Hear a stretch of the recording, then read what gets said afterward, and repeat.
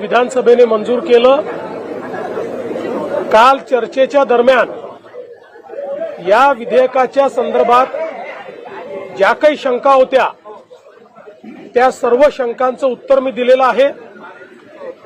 हे विधेयक पारित करताना अतिशय लोकशाही पद्धत आम्ही या ठिकाणी स्वीकारली। या संदर्भात 26 लोकांची जॉईंट सिलेक्ट कमिटी, ज्यात विरोधी पक्षाचे सगळे प्रमुख नेते होते, या कमिटीकडे हे गेलं। कमिटीने लागोपाठ बैठका घेतल्या। त्यामध्ये जे काही सजेशन्स आले ते आम्ही इन्कॉर्पोरेट केले। 12,000 वेगवेगळ्या लोकांनी सजेशन्स दिले होते, ते आपण इन्कॉर्पोरेट केले आणि त्यातून तो जो अहवाल कमिटीचा चंद्रशेखर बावनकुळे या कमिटीचे अध्यक्ष होते त्यांनी सादर केला, त्यावर आधारित बिल हे काल आपण मांडलं होतं। आणि या बिलाच्या चर्चेदरम्यान हे मी स्पष्टपणे दाखवून दिलं की हे बिल कुठल्याही लोकतांत्रिक प्रक्रियेच्या विरुद्ध नाही, कोणाचाही आंदोलनाचा अधिकार हे काढून घेत नाही, कोणत्याही लोकशाही मानणाऱ्या आणि भारताचं संविधान मानणाऱ्या संस्थेवर किंवा संघटनेवर कुठलाही घाला घालणारं हे बिल नाही, तर केवळ आणि केवळ नक्षलवादी आणि माओवादी चळवळीशी संबंधित ज्या फ्रंटल ऑर्गनायझेशन्स आहेत त्या ऑर्गनायझेशन्सला बॅन करण्याकरता हे बिल तयार करण्यात आलेलं आहे। मी हेही लक्षात आणून दिलं की 4 राज्यांनी यापूर्वी अशा प्रकारचं विधेयक ऑलरेडी मंजूर केलंय आणि केंद्र सरकारने नक्षलग्रस्त सर्व राज्यांना अशा प्रकारचं विधेयक मंजूर करायला सांगितलंय। मी हे देखील दाखवून दिलं की या विधेयकामध्ये ज्या काही तरतुदी आहेत त्या तरतुदी नसल्यामुळे इतर राज्यांनी ज्या संस्थांना आणि संघटनांना बॅन केलाय त्या राजरोसपणे महाराष्ट्रात ऑपरेट करतायत, कारण आपल्याकडे त्यांच्यावर कारवाई करण्याचा कुठलाही अधिकार नाहीये। मी हे देखील त्यातनं लक्षात आणून दिलं की कशा प्रकारे माओवादी संघटनांनी आपलं ऑपरेशन हे अर्बनमध्ये केलेलं आहे आणि फ्रंटल ऑर्गनायझेशन्सनी ते काम करतायत।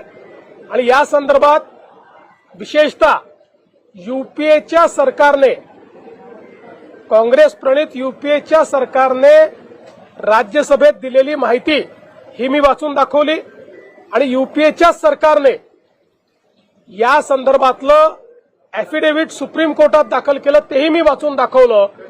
त्यामुळे कुठल्याही राजकीय भावनेने प्रेरित न होता या महाराष्ट्राला भारतरत्न डॉक्टर बाबासाहेब आंबेडकरांनी जे संविधान दिलंय त्या संविधानानेच राज्य चाललं पाहिजे आणि संविधान उलथवण्याचा प्रयत्न करणाऱ्या ज्या संघटना आहेत त्यांच्यावर कारवाई करता आली पाहिजे, याकरता हे विधेयक तयार करण्यात आलं।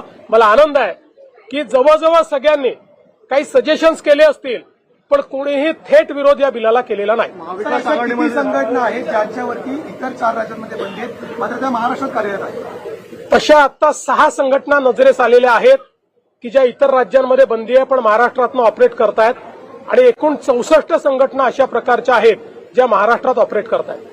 सर, आपण जर बघितलं संजय गायकवाड प्रकरणामध्ये गृहराज्यमंत्री असं म्हणतात की आमच्याकडे कुठली तक्रार आली नाही म्हणून आम्ही दाखल करू शकत नाही। हा अजब दावा नाही का? पोलीस सुमोटो ऍटलीस्ट चौकशी करू शकतात। व्हिडिओ सारखा डळडळीत पुरावा आहे आणि कायदा आणि सुव्यवस्थेचा प्रश्न उद्भवतो। तर निश्चित पोलिसांनी चौकशी केलीच पाहिजे।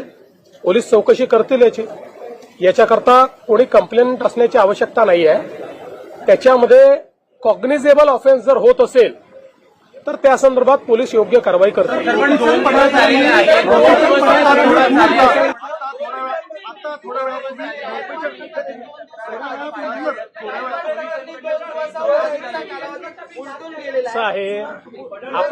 आपण एक गोष्ट लक्षात ठेवा की काही कॉग्निझेबल ऑफेन्सेस असतात, काही नॉन कॉग्निझेबल ऑफेन्सेस असतात, त्यामुळे त्या कॅटेगरीमध्ये या संदर्भातली कारवाई होईल।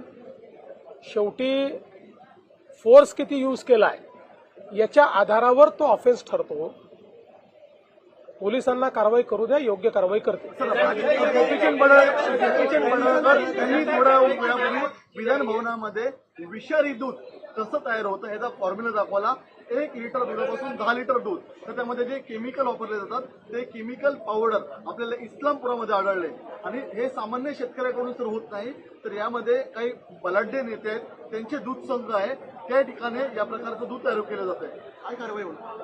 असं आहे की गोपीचंद पडळकरांनी अतिशय गंभीर अशा मुद्द्याकडे लक्ष वेधलेलं आहे आणि निश्चितपणे या दुधाच्या माध्यमातून जर लोकांना विष पाजण्याचा प्रयत्न होत असेल तर हे सहन करण्याचं कारणच नाही.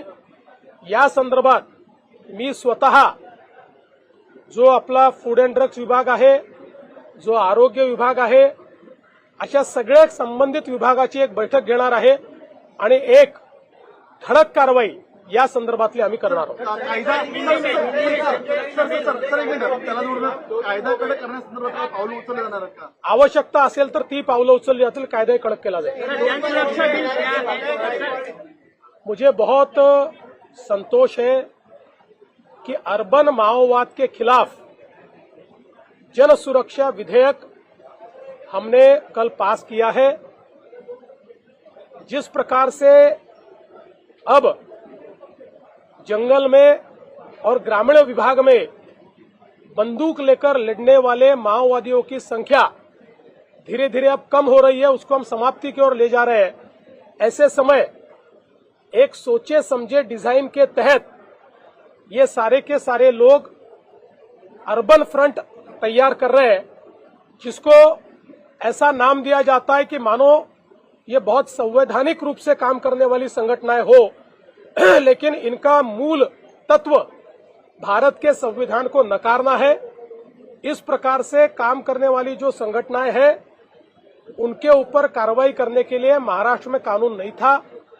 4 राज्यों में ऐसा कानून था. उन 4 राज्यों में जिन संगठनों को बैन किया था, महाराष्ट्र में कानून न होने से वो महाराष्ट्र से ऑपरेट कर रहे थे.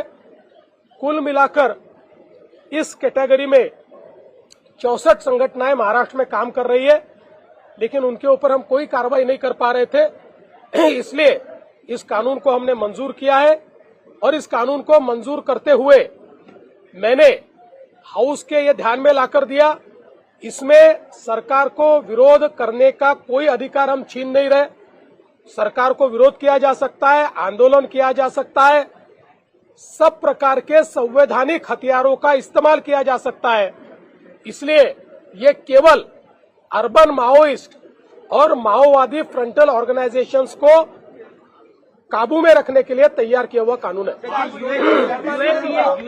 मकोका से कितना अलग है यूएपीए और मकोका? देखिए, यूएपीए मूल रूप से जब तक उसमें टेरर एलिमेंट नहीं आता तब तक यूएपीए लागू नहीं होता.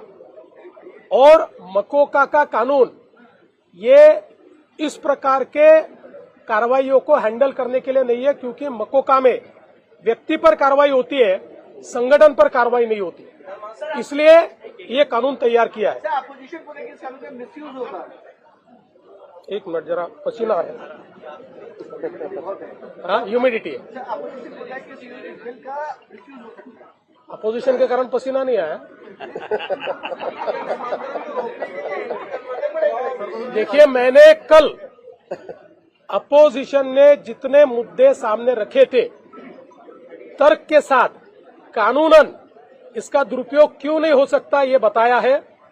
क्योंकि ये पहला कानून ऐसा है जिस कानून में जिसके ऊपर कार्रवाई करनी है उसकी कार्रवाई से पहले जजेस के सामने जाके परमिशन लेनी पड़ती है. बाकी कानून में पहले कार्रवाई होती है, फिर जज के सामने जाते हैं.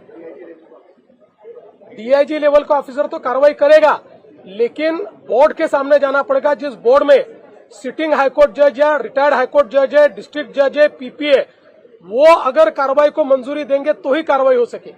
चला.